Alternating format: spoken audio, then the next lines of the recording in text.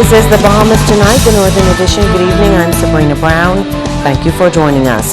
Topping the news tonight, residents are being urged to prepare this weekend for an impending storm that could have a significant impact on the Bahamas. Tonight, the local chief meteorologist explains where the storm is and what can be expected in the coming days. Shashina Roll reports. Monday is the last day to prepare for impending storm Hurricane Matthew, and that's according to local chief meteorologist Kirk. The storm has recently been upgraded to a Category 3, packing in a whopping 150 miles per hour. While he says the storm is currently 1,000 miles away from Grand Bahama, it's too early to tell of its impact. Hazardous shipping conditions, a lot of rainfall. However, the latest track seemed to, originally the track was keeping it along 75 degrees longitude, and that goes directly through the central Bahamas. However, now the recent tracks have shifted it slightly towards the west. We're at 78, and so shifting as close as 76, so that's fairly close. Abaco, Grand Bahama should be concerned. That's our area of responsibility, Bimini, Grand Bahama, and Abaco. One thing is certain, he says there will be marine impact. The only certainty right now seems like definitely marine impact, so that's for the water, the oceans, the boaters, and we'll probably issue a small craft remain in port. That'll be as early as Wednesday, as Monday. It wouldn't be later than Monday. Ask them to remain in port and seek safe harbor, because Tuesday will be too late and Wednesday certainly will be too late. James warns that preparedness is key and says residents must make a concerted effort to ensure that their homes are in order by Monday. Then Tuesday, Wednesday going downhill, and even Thursday could be certainly wet and hazardous boating-wise. He adds that we are still in the peak hurricane season and residents must remain alert. He believes that paying attention to the local broadcasts and weather advisories is of utmost importance during the time of storm. We know that residents like to look at Channel 7 and those things. They're going to be more concerned for Florida than they are for the Bahamas. So all the details generally will come from the local Met Service, which is headquartered in Nassau. The hurricane season officially ends on November 30th. Shashina Roll, ZNS Network News. In other news, leader of the United Democratic Party, Greg Moss, is clearing up rumors circulating on social media. Megan Shepard has the details. Leader of the United Democratic Party, Greg Moss, clearing up rumors circulating on social media that he will be in attendance at the Democratic National Alliance's convention to be held in the nation's capital. Moss says that it is important to clear the air on this matter. That's absolute nonsense. I have no intentions and no interest in attending any convention of any other political party, including the DNA. I've said it before and I'll say it again. I expect this to be an orchestrated event.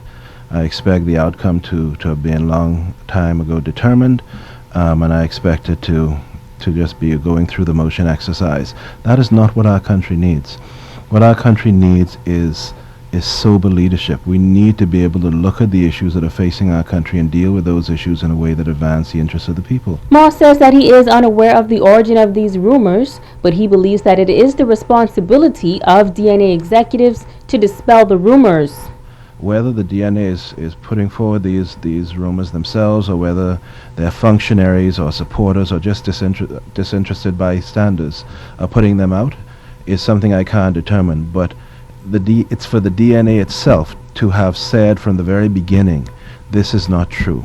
Moss will not be at our convention. And it doesn't help that DNA officials have gone on radio shows over the last week and started talking about being in discussions with me and with the United Democratic Party. I've never made it a secret. I've just not gone into details, and we have had discussions before. Those discussions were reneged upon by that side. That was their right to do that. We're finished with that. Moss is reassuring residents that he is fully committed to moving forward as the leader of the UDP and will not be distracted. Megan Shepard, ZNS Network News. It's day 3 of the Grand Bahama Medical and Dental Association's 16th annual conference under the theme Emerging Trends in Medicine. There were a number of speakers during the morning session. Cancer Center Director from the Cleveland Clinic in Florida, Thomas Samuel, spoke on the topic topic of breast cancer. Cancer is one of my passions. It's something that affects 1 in 6 women. In the United States, we know that over 300,000 women develop breast cancer every year.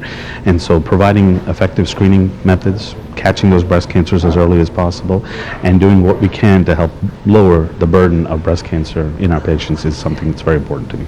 One of the things that we try to do as specialists is try to get the information out to our primary care physicians. They're the ones who are on the front line seeing these patients. And so breast cancer, there's so many things that they need to talk about, whether it's diabetes or high blood pressure. We think breast cancer should be one of those things that they talk about, whether it's from education for self-breast exams, getting their mammographic screenings, getting those diagnoses earlier is how we provide better outcomes to our patients.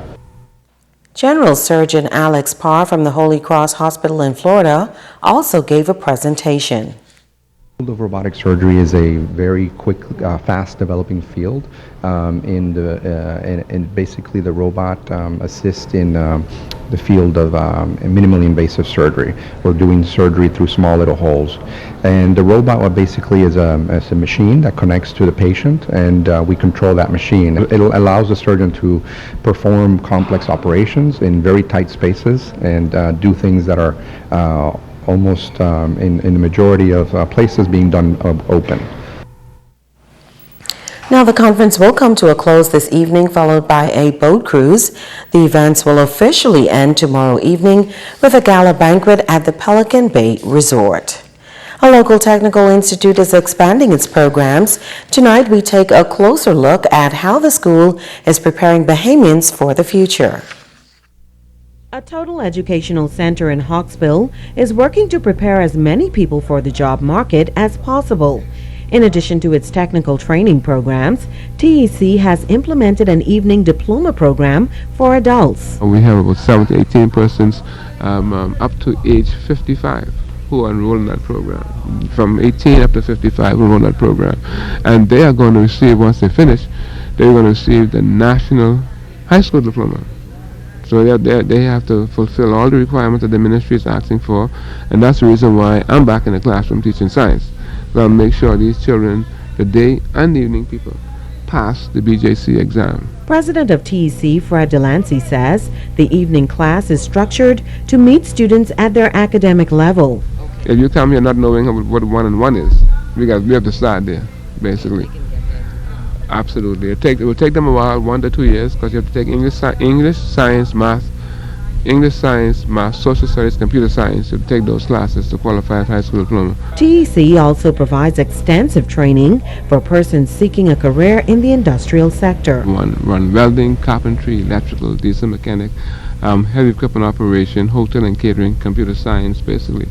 And through these programs, residents could receive certificates that are accepted by industry, and they could become more marketable, I suppose, and take advantage of the technical job opportunities available locally. Stay with us. There's more news after this.